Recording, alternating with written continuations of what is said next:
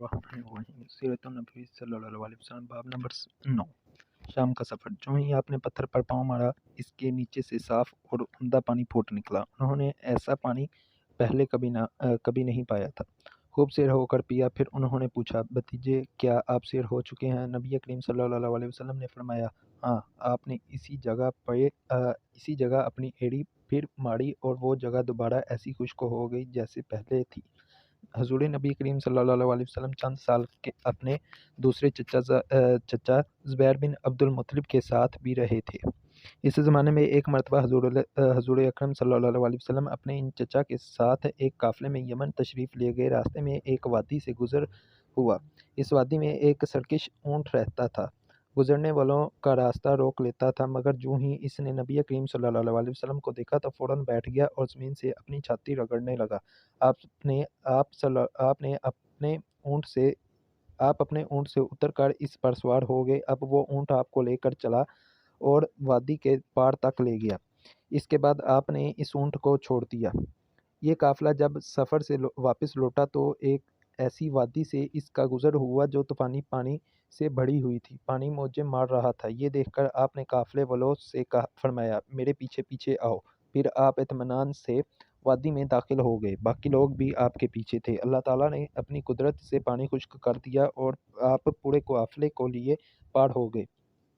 قافلہ مکہ پہنچا تو لوگوں نے یہ حیرتناک واقعات بیان کیے۔ لوگ سن کر بول اٹھے، اس لڑکے کی تو کچھ شان ہی نرالی ہے۔ ابن ہشام لکھتے ہیں، بنو لہب کا ایک شخص بہت بڑا قیافہ شناس تھا، یعنی لوگوں کی شکل و صورت دیکھ کر ان کے حالات اور مستقبل کے بارے میں اندازہ لگایا کرتا تھا۔ مکہ آتا تو لوگ اپنے بچوں کو اس کے پاس لاتے، وہ انہیں دیکھ دیکھ کر ان کے بارے میں بتاتا تھا۔ ایک بار یہ آیا تو ابو مطلب آپ کو بھی اس کے پاس لے گئے اور اس وقت آپ ابھی نوعمر لڑکے ہی تھے۔ قیافہ شناس نے آپ کو ایک نظر دیکھا، پھر دوسرے بچے کو دیکھنے لگا۔ فارغ ہونے کے بعد اس نے کہا، اس لڑکے کو میرے پاس لاؤ۔ ابو طالب نے یہ بات محسوس کر لی کہ قیافہ شناس نے ان کے بھتیجے کو عجیب نظروں سے دیکھا ہے، لہٰذا وہ آپ کو لے کر وہاں سے نکل آئے تھے۔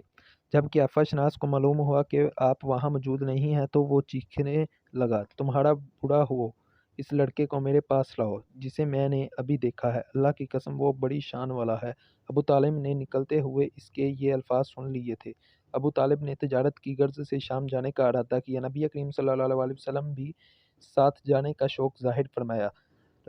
بعض روایات میں آیا ہے کہ آپ نے جانے کے لیے خاص طور پر فرمائش کی۔ ابو طالب نے آپ کا شوق دیکھ کر کہا، اللہ کی قسم میں اسے ساتھ ضرور لے جاؤں گا، نہ یہ کبھی مجھ سے جدا ہو سکتا ہے، نہ میں اسے کبھی اپنے سے جدا کر سکتا ہوں۔ ایک روایت میں یوں آیا کہ آپ نے ابو طالب کی اونٹنی کی لگام پکڑ لی اور فرمایا، چچا جان، آپ مجھے کس کے پاس چھوڑے جا رہے ہیں؟ میری نہ ماں ہے اور نہ باپ۔ اس وقت آپ کی عمر مبارک 9 سال تھی۔ آخر ابو طالب آپ کو ساتھ لے کر روانہ ہوئے، آپ کو اپنی اونٹنی پر بٹھایا، راستے میں عیسائیوں کی ایک عبادت گاہ کے پاس ٹھہرے۔ خانقاہ کے راہب نے نبی کریم صلی اللہ علیہ وسلم کو دیکھا تو چونک اٹھا۔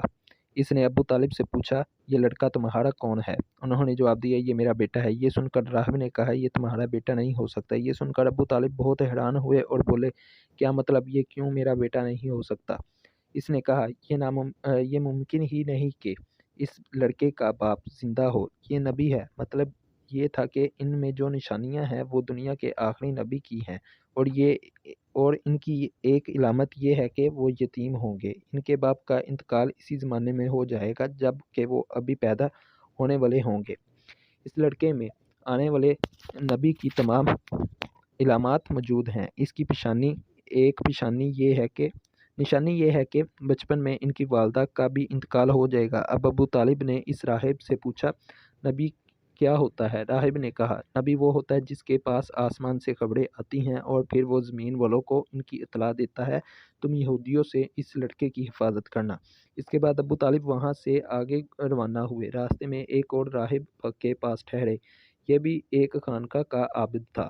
اس کی نظر بھی نبی کریم صلی اللہ علیہ وسلم پر پڑی تو یہی پوچھا، یہ لڑکا تمہارا کیا لگتا ہے؟ ابو طالب نے اس سے بھی یہی کہا، یہ میرا بیٹا ہے۔ راہب یہ سن کر بولا، یہ تمہارا بیٹا نہیں ہو سکتا، اس کا باپ زندہ ہو ہی نہیں سکتا۔ ابو طالب نے پوچھا، وہ کیوں؟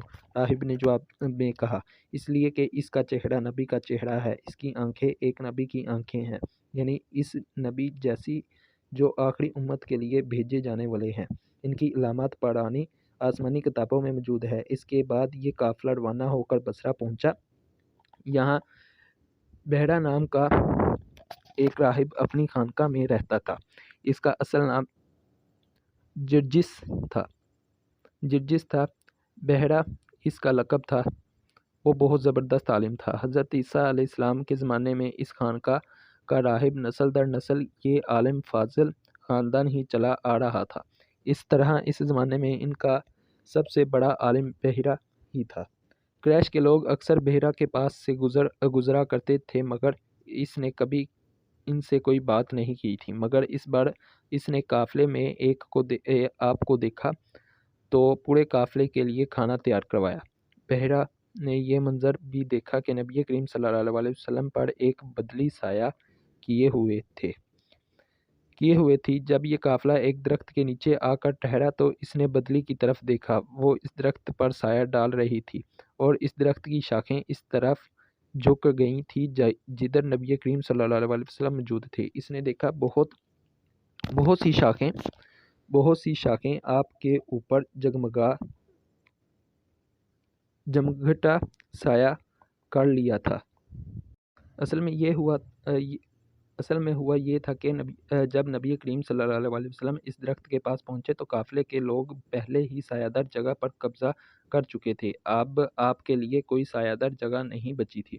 چنانچہ آپ جب دھوپ میں بیٹھے تو شاخوں نے اپنا رخ تبدیل کر لیا اور آپ کے اوپر جمع ہو گئیں۔ اس طرح آپ مکمل طور پر سائے میں ہو گئے۔ بحیرہ نے یہ منظر صاف دیکھا تھا۔ آپ کی یہ نشانی دیکھ کر اس نے قافلے والوں کو پیغام بھجوایا، اے قریشیو، میں نے آپ لوگوں کے لیے کھانا تیار کروایا ہے۔ میری خواہش ہے کہ آپ تمام لوگ کھانا کھانے آئیں، یعنی بچے، بوڑھے اور غلام سب آئیں۔